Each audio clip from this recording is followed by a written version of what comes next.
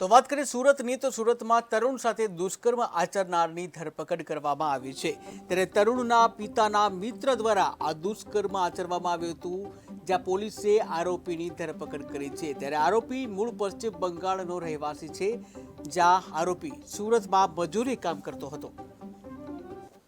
Bhestan police સ્ટેશનમાં એક POCSO act હેઠળ એક ગુનો દાખલ થયેલો છે। એમાં જે આરોપીનું નામ છે મોહિદુલ જહીદુલ શેખ અને એ ભેસ્તાન ભિંડી બજાર વિસ્તારમાં ઇસ્માઇલનગરમાં રહે છે। એની ઉંમર 22 વર્ષ છે અને એ છૂટક મજૂરીનું કામ કરે છે।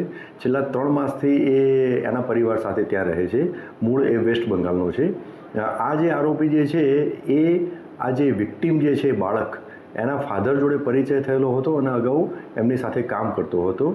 એટલે એ પરિચયના હિસાબે એક વખતે આ વિક્ટીમના ઘરે ગયો અને વિક્ટીમ જે બાળક જે છે એની મધર પરિચિત હતી, એટલે એના મધરને જમવાનું બનાવવાનું કહ્યું। એની મધર જમવાનું બનાવવા માટે ગઈ એટલે ત્યારે આ બાળકને લઈ અને આ આરોપી ઘરની બાજુમાં એક રજાનગરની સામે ખુલ્લું મેદાન આવેલું છે ત્યાં લઈ ગયો અને ત્યાં આ બાળક ઉપર જાતીય હુમલો કરેલો હતો।